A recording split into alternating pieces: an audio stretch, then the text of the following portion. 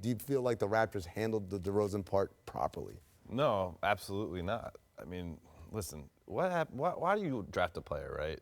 To hopefully have him realize his potential and hopefully have him put your team in a position to be one of the best teams in the league.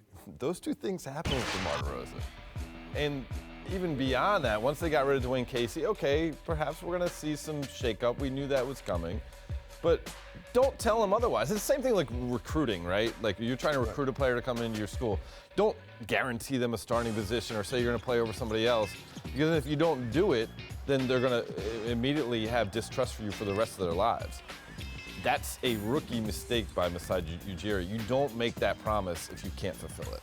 You know what I love about Masai? Masai is a guy who he just wears his emotions on his sleeves. Right. Even like today, when he did something that I give him credit for. Now, a lot of general managers would go up there and say, look, maybe there was a misunderstanding in what I said. It's kind of my bad. Maybe I led him on to believe a certain thing.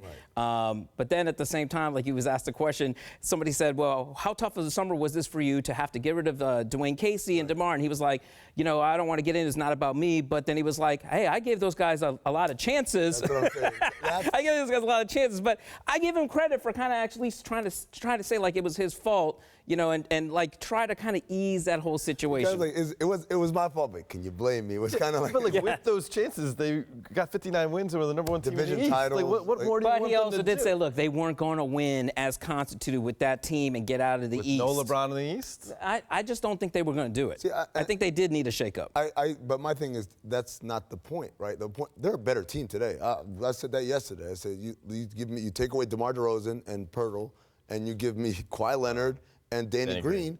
That's a better team. Right. No one's arguing that. It's how they handled the whole communication, whatever. And we say maybe there was a miscommunication.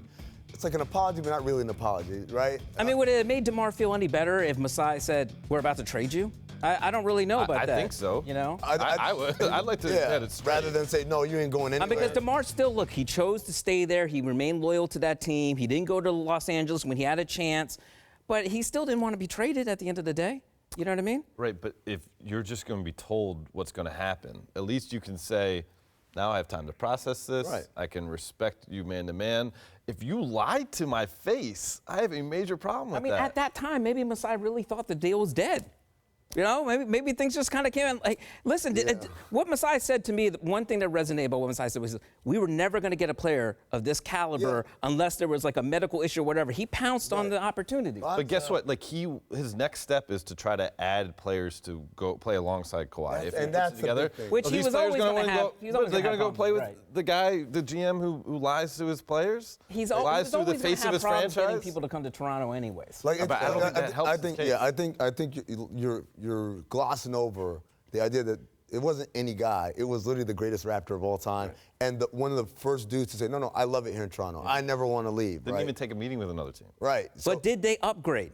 They did. Absolutely, they upgraded. Right? I just cold-hearted, man. I think you owe it to him. I'm not saying you owe it to him to not trade him. Yeah. But you owe it to him to have some level of frank communication. Right. I mean, like the other thing he was asked about today was, have you talked to Kyle Lowry? Because that's another situation he's probably going to have to ease into because Kyle Lowry and DeMar were so close. You know, so now you're wondering how that's going to affect that dynamic on the team. Yeah. I mean, and we haven't heard from Kyle yet, right? No. I mean, I don't think he's even done a social media post about it yet. No. Well, I mean, what's he going to say? Is you know, how do you, because there's two ways. You got your buddy got traded and got lied to or allegedly lied to. Right. Allegedly. But at the same time, you don't want to make Kawhi feel like, yo, man, you're not one of us, or you want to be welcoming as well. So how do you do it? I feel like the only person who's handled this well was Drake. Now, the Instagram connection. I was going to say, Drake can just come out and do a remix and just be like, you know, Kawhi, do you love me? Are you riding? He'll recruit Kawhi. Okay. You just get in feelings, and then maybe he'll do a song about DeMar. You got to finish to the side. Yeah. I can't even look at you.